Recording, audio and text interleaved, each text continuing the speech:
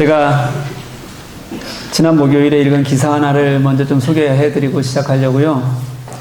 구독자가 600만 명을 넘은 인도의 요리 유튜버 한 분이 73세의 나이로 이제 사망했다는 기사입니다.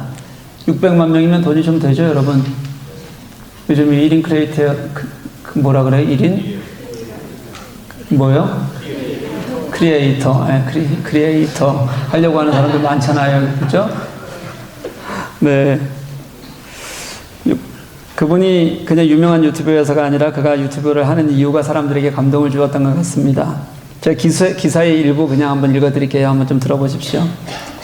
한 노인이 등장해 산더미 같이 쌓인 감자를 묵묵히 닦는다. 이어 껍질을 벗기고 자르는 모습이 수분째 계속된다.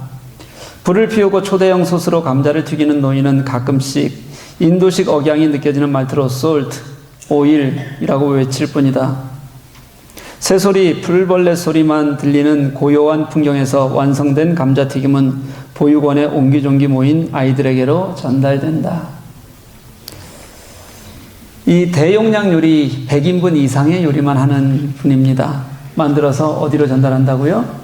보육원. 꼭 보육원은 아니지만 가난한 사람들, 그리고 그 중에서 아이들이 굉장히 많은 것 같습니다.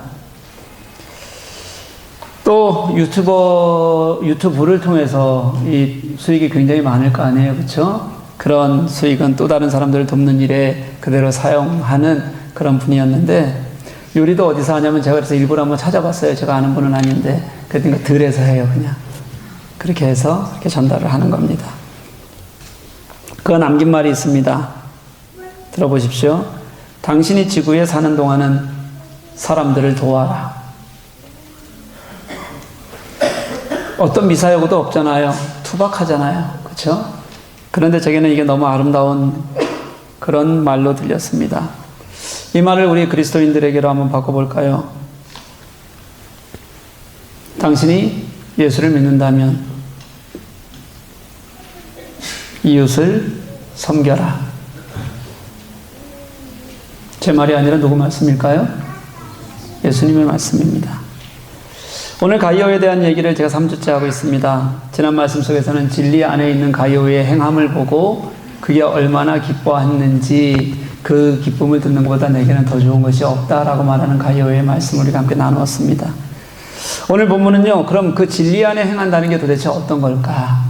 구체적으로 우리들에게 가르치시는 말씀이다. 이렇게 생각하시면 될 것 같습니다.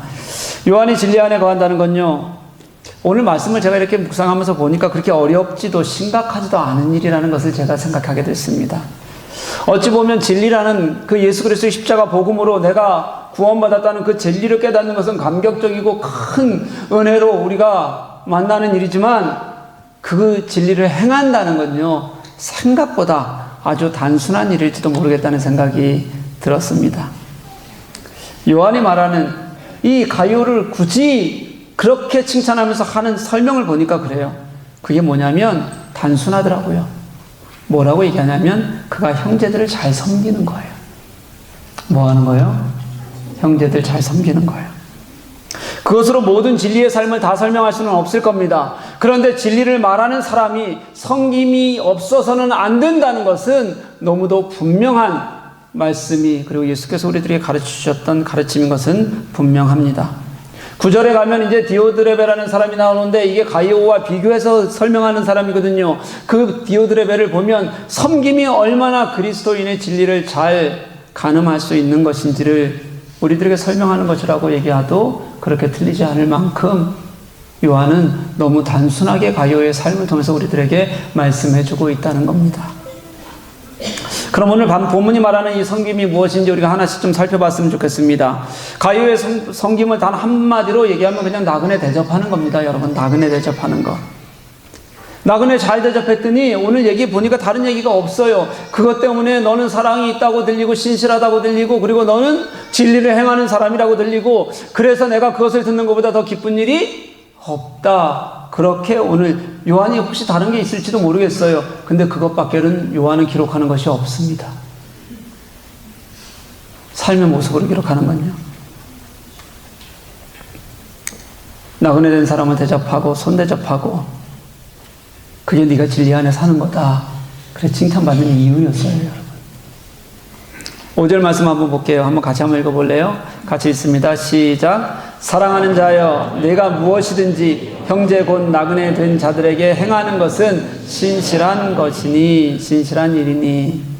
가요가 나그네들에게, 형제된 나그네들에게 무언가를 행했다 그래요. 6절 말씀을 보니까 그렇게 가요에게 섬김을 받은 사람들이 아직은 뭘 했는지 모르지만 와서 요한에게 찾아가요. 요한에게 찾아가서 그 가이오가 자신들을 어떻게 섬겼는지를 그냥 개인적인 소회를 말하는 건 분명히 아닌 것 같습니다. 아마 교회 공동체 안에서 아마 선교 보고 형태로 그렇게 말을 하고 있는 것 같아요.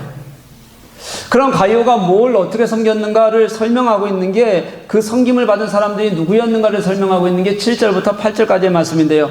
7절 말씀을 보니까 섬김을 받은 사람들을 뭐라 그러냐면 주의 이름을 위하여 나간 사람들 이렇게 얘기합니다. 누구를 얘기하는 거냐면 복음 전도자들입니다. 순회 설교자들이에요.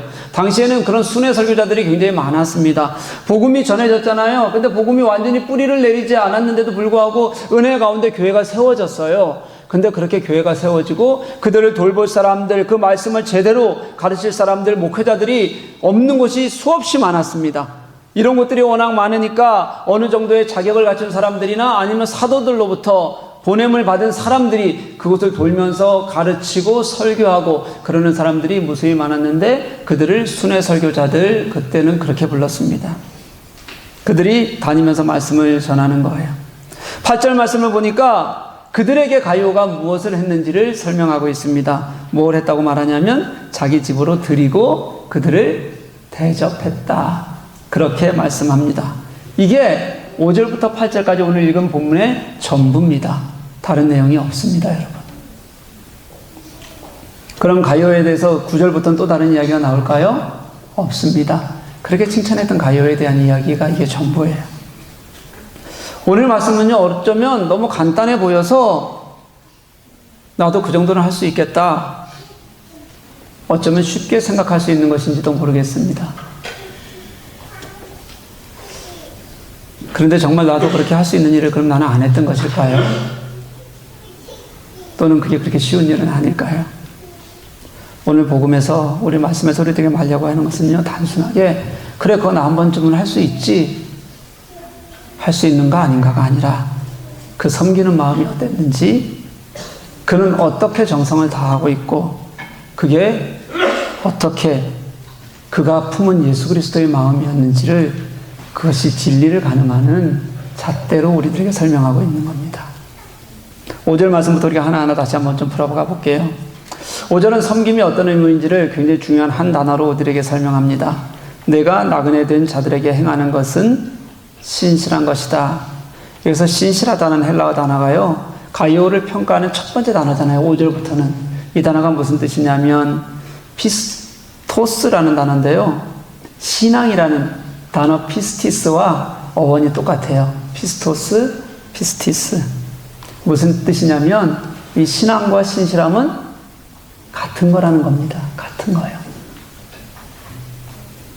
가이오의 신실함은 예수 그리스도를 믿는, 어디서 나온 거죠? 깊은 신앙 안에서 나온 거였다. 그렇게 가르치고 있는 겁니다. 가이오는 나그네들을 대할 때요, 신앙의 마음을 가지고 대하는 겁니다. 그리고 신앙의 마음을 가지고 그들을 잘 대했더니 그것이 다른 사람들에게 보일 때는 가이오는 참 신실한 사람이다. 그렇게 다른 사람들에게 보이게 되었다는 거예요.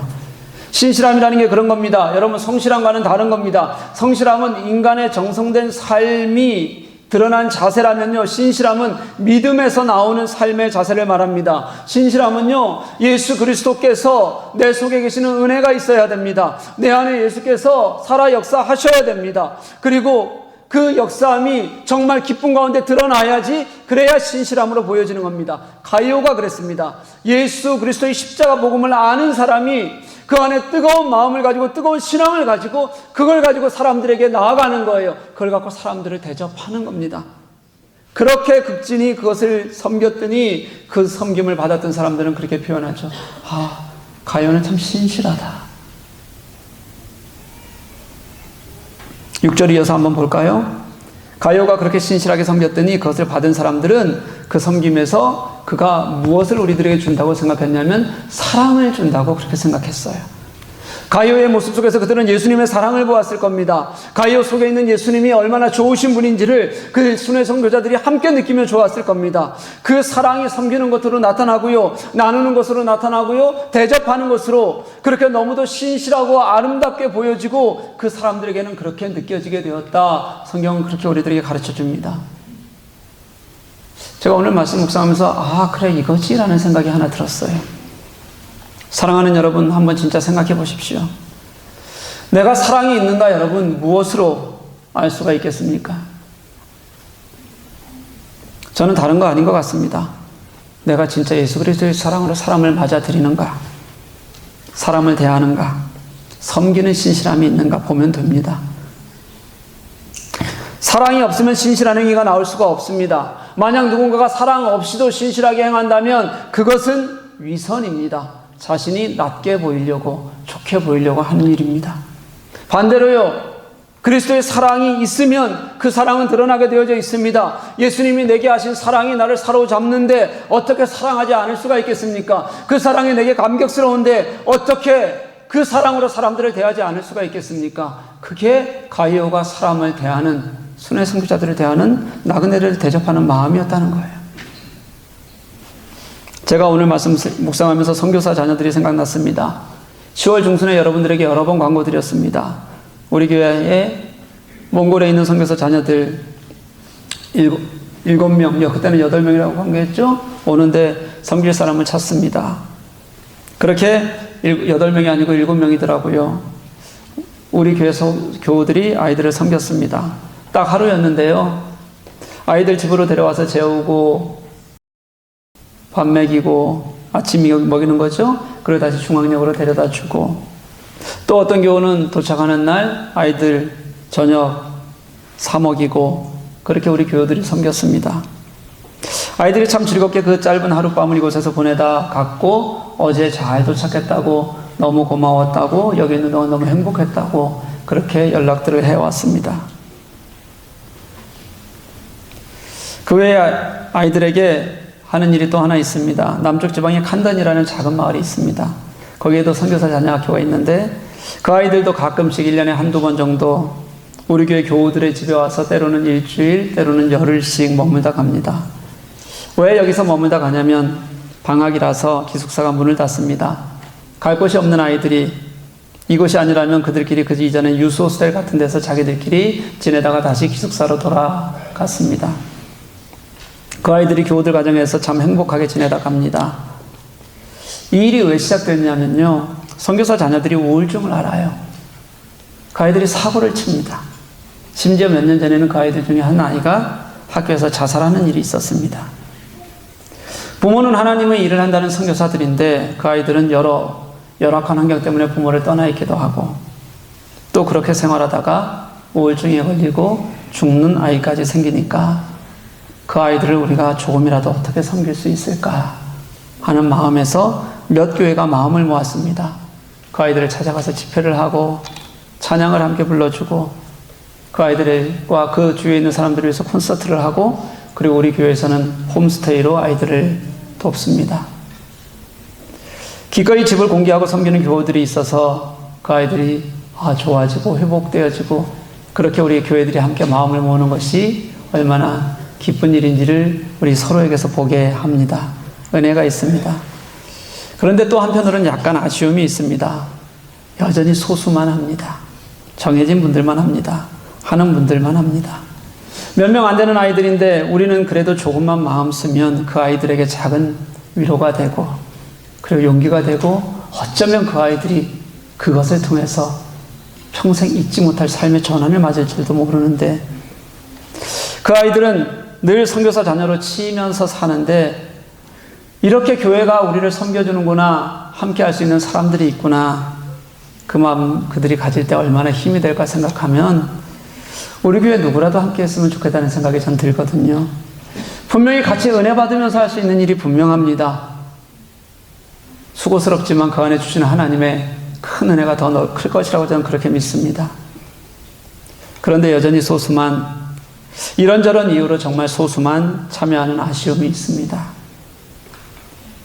집안도 청소해야 되고 누군가 와 있으면 불편하고 사람과 함께 있는 일이 내가 잘 못하는 일이고 수없이 많은 이유들이 우리들에게 있어서 그렇습니다. 그런데 그런 이유들이 우리가 예수님의 사랑으로 사람을 대하고 내가 그래도 넉넉히 집을 갖고 있고 방을 가지고 있고 그래서 한번 없으면 아이들과 함께 같이 재우면서 그렇게 함께 할 수 있는 하나님의 사랑을 나누고 그들을 어쩌면 살려내는 일에 그게 그렇게 큰 이유가 될까요? 저는 이렇게 사람을 영접하는 일, 사람을 위로하는 일, 사람을 살릴 수 있는 일이라면 누구라도 할 수 있었으면 좋겠습니다. 그리고 누구라도 먼저 하고 싶은 마음이 좀 들었으면 좋겠습니다. 우리 교회가 그렇게 사람을 대접하는 일, 마음 써서 사람을 대하는 일에 함께 애쓰는 저와 여러분들 될 수 있기를 주님의 이름으로 간절히 소망합니다.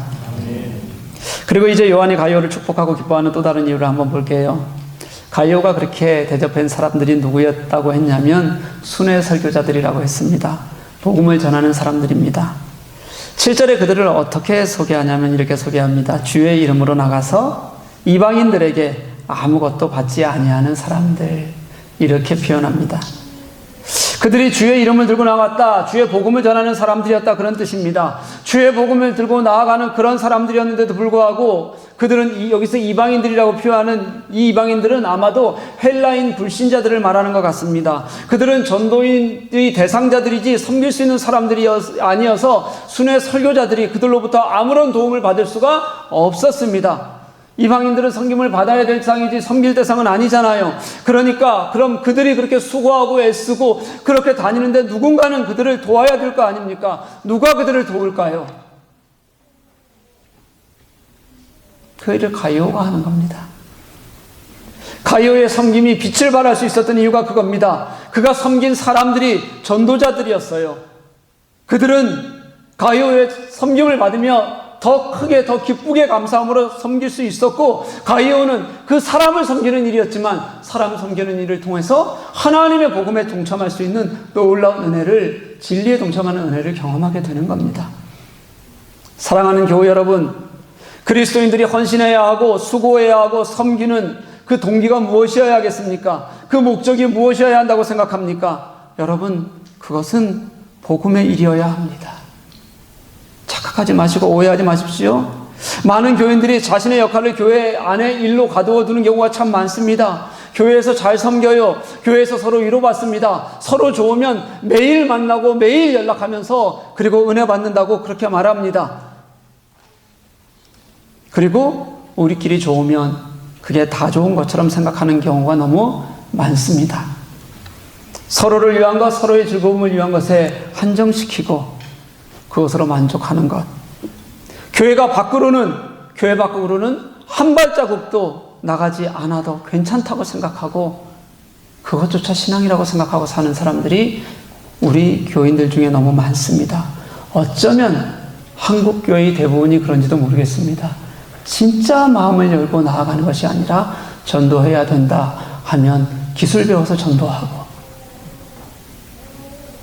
그게 다인 것처럼 선교해야 한다 하면 내가 조금 선교원금하면 그게 다인 것처럼 여기고 그 외에 우리가 서로에게 섬김받고 우리가 서로에게 은혜 받는 것, 그것이면 족하게 여기는 것이 우리들의 모습일 때가 참 많습니다. 그런데 여러분, 아닙니다. 우리 그리스도인들의 섬김의 이유는 가장 큰 목적은 복음이어야 합니다. 물론 복음이 아니면 섬기지 말라 이런 뜻 절대 아니에요. 여러분, 오해하지 마십시오. 여러분, 복음이건 아니건 내 삶 전체가 그리스도인의 사랑 때문에 섬기는 삶이 된다면 어디든 괜찮습니다. 그것이 섬기는 자리가 되면 됩니다. 그런데요, 여러분, 그렇게 열심히 섬기는데 그 섬김을 너무 작게 해석해서 우리의 것으로만 한정 짓고 늘 거기에서만 머물고 우리의 것을 넘어서면 불편해하는 마음은 갖지 말아야 한다는 거예요. 예수님이 그렇게 가르치시지 않으셨거든요. 조금만 넘어가면 우리가 왜 그거 해야 되죠? 조금만 넘어가면 우리 그거 꼭 해야 됩니까? 우리도 힘든데요. 이게 너무 일상이 되어버렸어요. 쉽게 하는 말이 되어버렸습니다. 교회 안에 있으면 되니까. 순회 설교자들 한번 보십시오. 그들은 복음을 전하면서도 믿지 않는 사람들, 그들에게 호의를 기대할 수 없는 상황 속에서도 뜨겁게 복음을 전합니다. 주의 이름을 위하여서 수고하고 헌신합니다. 때로는 자신의 것을 다 포기하더라도 뜨겁게 헌신하기를 마다하지 않았습니다. 누가 도와야 하겠습니까? 그렇게 어려운 환경에서 자신의 모든 것을 걸고 헌신하고 복음을 전하는 이들이 있는데 그들을 누가 도울 수 있을까요? 저는 그들을 돕는 것이 얼마나 아름다운 일인지, 얼마나 좋은 일인지, 얼마나 잘하는 일인지 우리가 같이 한번 알았으면 좋겠습니다. 그래서 요한은 8절에서 그렇게 얘기해요. 그들을 섬기는 내가 참 그 일이 마땅하다. 마땅한 일이다. 그리스도인이라면 어떤 희생이든 진리를 위해서 수고할 책임이 있습니다. 사랑하는 교회 여러분, 만약 우리가 누군가를 정말 복음을 가지고 사랑을 가지고 섬기는 일에 어느 정도 준비가 되어 있는가가 하나님 앞에서의 믿음의 깊이를 보여주는 것이라고 한다면 아주 잘못된 말일까요? 저는 교회가 함께 헌신하는 것, 함께 복음의 일을 즐겁게 해내는 것이 교회의 가장 큰 즐거움이라고 생각해요. 그래야 그게 진짜 교회인 것 같습니다. 그게 주님께서 우리들에게 말씀하셨던 복음을 들고 나가는 일이고, 그리고 서로 사랑하라고 말하는 일에 내 이웃이 누구냐고 말씀하셨던 예수님의 말씀에 응답하는 것이라고 저는 그렇게 믿어요. 교회는 각기 다른 은사를 가진 사람들이 지체를 이루고 있습니다. 누구나 다 밥을 잘하는 것은 아닙니다. 누구나 다 싹싹한 것도 아닙니다. 누구나 다 얼굴이 환한 것도 아닙니다. 저를 보니 그렇습니다. 그렇죠? 그리고 여기 몇몇 그러신 분들이 수없이 많습니다. 그럼에도 분명한 것은 예수 그리스도께서 교회의 머리가 되시고 그에게서 온몸이 이어져 함께 세워지고, 그렇게 세워진 지체들이 서로 돕고 헌신하고, 그래서 복음을 위한 일이 있다면 같이 마음을 품고 같이 일어서기를 소망하는 것이 교회여야 한다는 것은 분명합니다. 각자가 달라도 함께 해야 할 일은 그 진리는 변하지 않습니다. 그게 교회이고 그게 생명력이 있는 교회라는 게, 여러분 말씀 어디에서 아니라고 하는 곳 찾을 수 있겠습니까?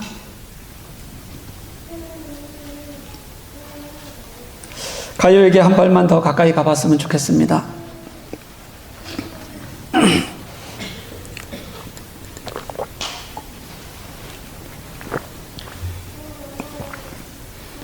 가요는 진리 안에 산다는 것을 자신의 삶 전체를 통해서 실천하고 있는 겁니다. 그는 자신이 믿는 것, 자신이 깨달았던 예수 그리스도, 내가 아는 십자가의 사랑, 그게 얼마나 삶으로 드러났을 때, 실천했을 때, 다른 이들에게 나누어졌을 때 하나님께서 기뻐하시는 일인지를 그는 그를 방문했던, 그가 함께 그를 대했던 사람들을 통해 다 느끼도록 만들었습니다. 사랑하는 여러분, 사랑은 삶에서 보여져야 됩니다. 그래서 사랑에는 수고가 있는 겁니다. 이것은요, 하나님께서 지금까지 우리 인간을 만드시고 하나님께서 이스라엘 백성들과 같이 계약을 맺으신 이후에 구약 역사에서부터 지금까지 한 번도 포기하지 않으셨던, 놓지 않으셨던 이 땅에서 하나님께서 이루고 싶으셨던 하나님의 마음입니다.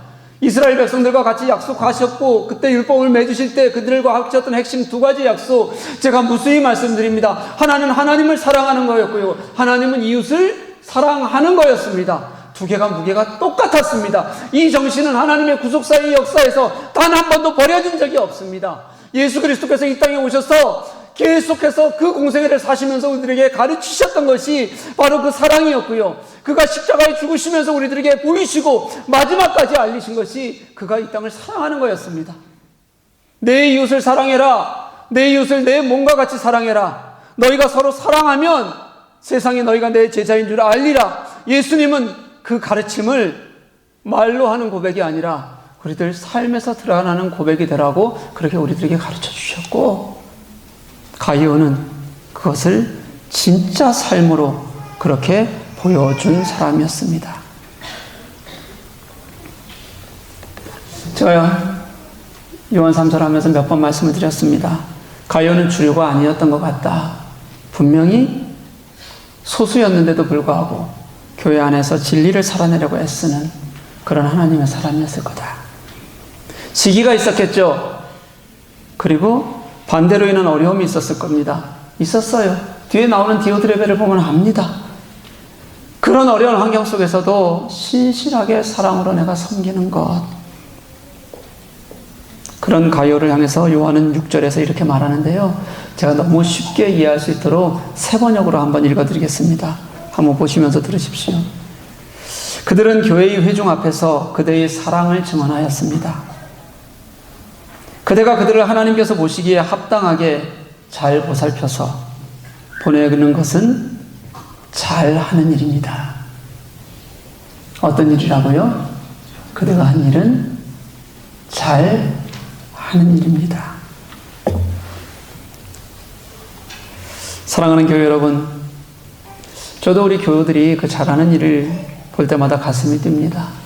진짜 가슴이 뭉클하고 좋습니다.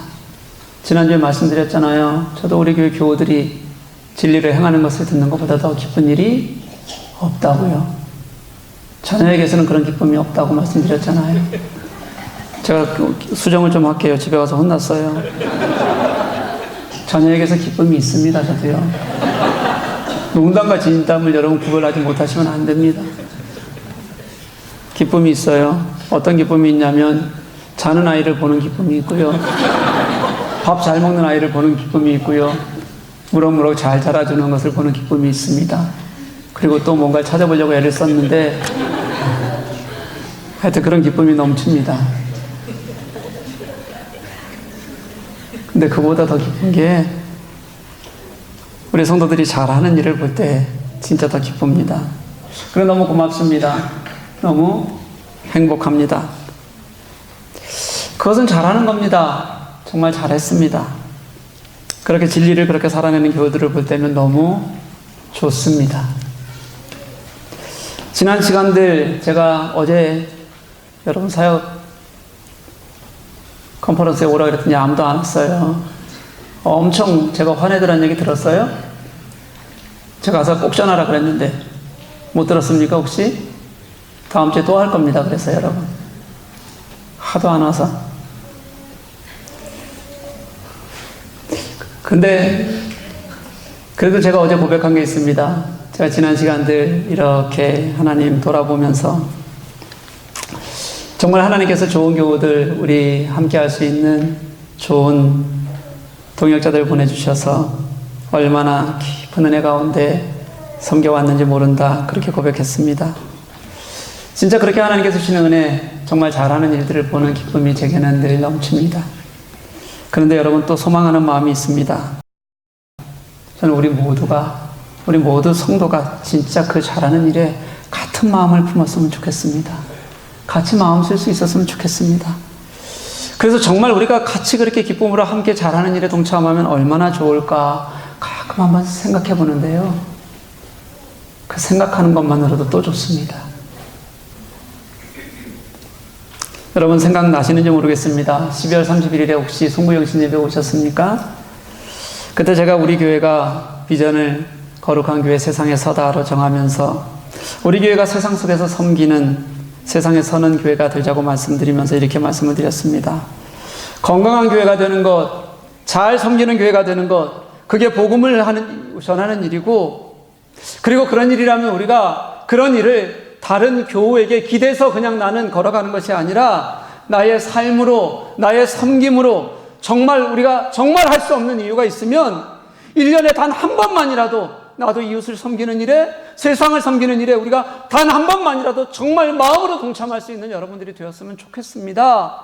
그렇게 말씀드렸습니다. 그렇게 세상을 섬기자고요. 이제 1년이 2달 남았습니다.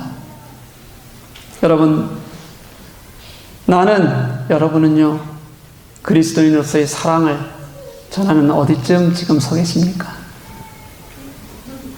나는, 여러분은요, 나의 섬김은 지금 복음의 일 어디쯤 서 있을까요? 내가 잘하는 일이다. 내가 한 일은 참 잘한 일이다. 그게 사랑이다. 그게 너의 신실함이었구나.